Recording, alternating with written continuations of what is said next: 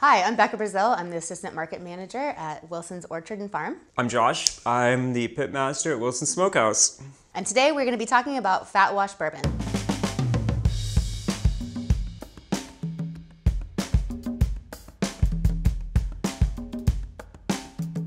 We start with Old Granddad Bourbon, bonded bourbon, 100 proof.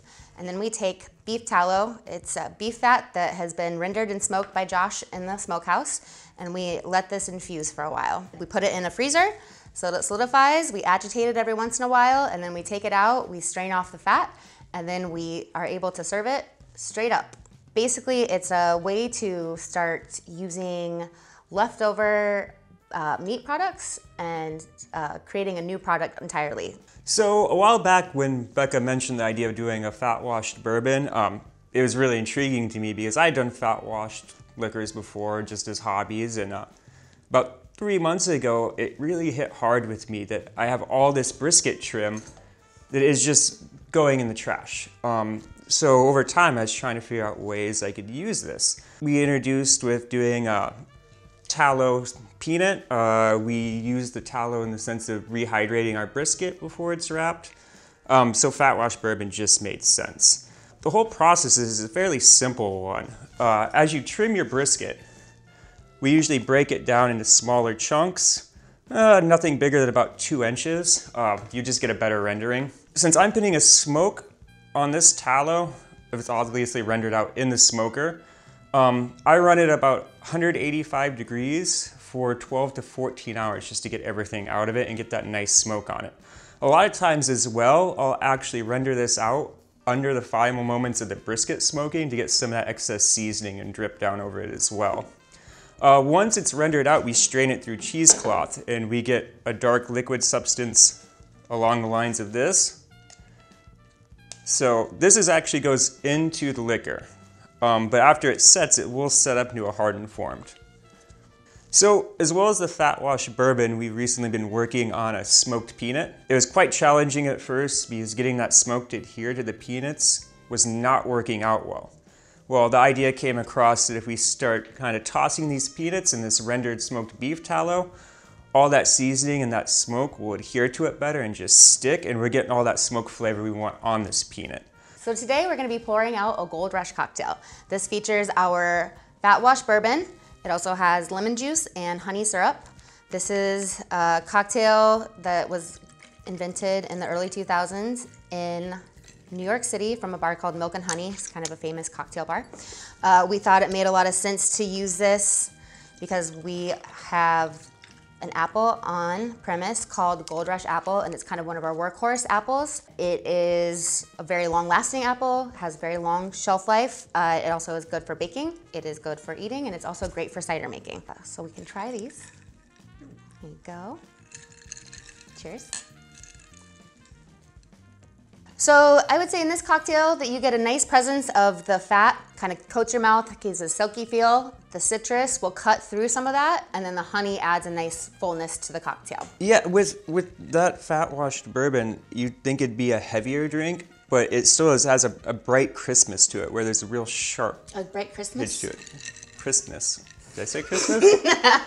Ah! All right, so this cocktail pairs really well with the fat-wash bourbon instead of a normal bourbon because we have the citrus to cut through all of that fat wash. It still has a silky feel to it that's given to it by the tallow in the bourbon, but it pairs really well with meat. It's gonna cut through some of that brisket, that pulled pork, that chicken that we serve at the smokehouse. Well, it's very refreshing too. It almost just kind of resets the palate after that heavy barbecue. Exactly, yeah. So when you're pairing drinks with food, you either want to compete with the intensity of the flavor of the food you're eating, or you want to cut through that flavor. This Gold Rush cocktail will help you cut through it. It's like palate cleansing with the lemon in there.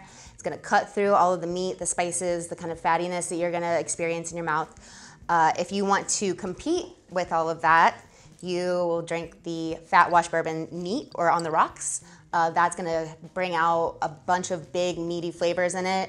It's kind of similar to Scotch. It has a very Scotchy vibe with the smoke in it, except that I would call it meaty, not peaty. So the inspiration for this Fat-Wash Bourbon using the tallow, the beef tallow that Josh renders and smokes, came from a bar called PDT, Please Don't Tell, in New York City. It was a couple of bartenders who were chatting up chefs and other, I think pastry chefs even, that would come and hang out at their bar and talking about different techniques that would be used in food processing and finishing off different kind of food products. And they decided to try this technique, and it actually comes from the perfuming industry. It's a technique called enfleurage, in which they would use fat to extract the essences of really difficult botanicals and to concentrate those essences down. So this product, or this technique, actually does stem from the perfuming industry. And they really had no idea if this was going to work out or not. It was really just a kind of a gamble and experiment. There was, you know, I think at the time they didn't really have necessarily the science behind it or how it works or why. It was just kind of a shot in the dark, and it worked out for them. Yeah. And I think the first drink they ever made with it was an like a breakfast-inspired old-fashioned, I want to say. I believe they're using Gifford's bacon. Okay. Rendered out. Yeah. Yeah. I think they were getting a lot of that from. What was the restaurant they were getting it from? Mamafuku. Yep, I believe it's Mamafuku. They were taking leftover rendered out Gifford's bacon. Yeah. And using it to infuse. Yeah, which I love that story, because it's kind of what we're doing here is we're marrying the food and the beverage industries into, and Josh and I love working together. The first time that I ever did a product like this was a fat wash. It was actually bacon washed vodka that we did at the mill about 2012. So it's nice to bring that back around. Continue to try to reuse products, try to infuse more savory elements into alcohol, which is one of my favorite things to do as a bartender. It's a little mentioned too about these like fat infused liquors. Not only does it like change the taste, but you just a slight variation of the actual texture too. And especially when you're drinking it straight, they have a tendency to just leave this kind of silkiness on your lips, where it's not greasy, it's just this light kind of silkiness. And it's really fun to see that textural change in something you don't see very often either. And this is it's not an exclusive. I mean, this is very doable at home. The Old Grandad bonded whiskey is a staple for bartenders. It is a pre-prohibition recipe that survived prohibition, is a workhorse of the bartending world. It has the same mash as much more expensive whiskeys, so it is a really, and this bottle costs like between $20 and $25 on the shelf. It is very accessible. And if you are making meat, you're always gonna have drippings that you can save. Also, if you are a vegan or vegetarian and you don't eat meat, there are other processes you can use this with. You can use peanut butter, you can use sesame oil, but there are a lot of different kind of products you can use to fat wash a bourbon. And there's endless amounts of ideas and possibilities, because with any of those ingredients and those fats, you could also, infuse those fats with any kind of floral flavors or spices or seasonings. Absolutely.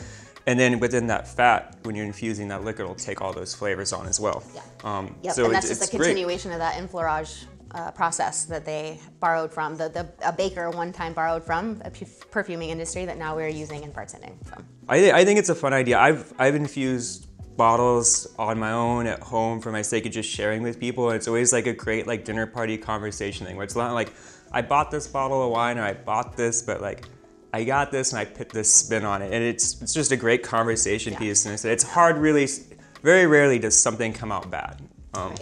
So one other thing to mention about making this at home is that you want to be careful about using a meat-based product in alcohol and about the shelf life. While the fat is still in the whiskey, you do want to keep this in the freezer. You want to agitate it regularly for, depending on how long you keep it in the freezer. Like I said, anywhere from 6 hours to a week, depending on which expert you read up on. Once you strain it out and you have it ready to go, you want to remain keeping it chilled. It can stay in the freezer, it can stay in a refrigerator. Really, you don't want to keep this more than 2 weeks. We have a very short shelf life to comply with the ABD, but you do want to be very careful that you don't keep this too long, that you're not serving a bad product to your friends and family when you do have gatherings. So once it's been strained and you have put it in a new bottle, a fresh bottle, not the one that you had the fat in, you do not want to keep this more than 2 weeks. So there's an excuse to keep on drinking it. You don't need to stop. If you have the right friend group and a nice get together, it's long. not going to last long to begin with. You'll be fine. Yeah, it doesn't last long around us. Well, depends on the week, but. So if you like what you see here today, please come out to Wilson's, try either our Fat-Wash Bourbon or one of our Gold Rush cocktails. I'll be honest, my go-to is going to soon be a brisket plate, a side of peanuts, and one of the Fat-Wash Bourbons. I think you can't go wrong with that combo at any given day. You can't. No, not at all. This is... All right.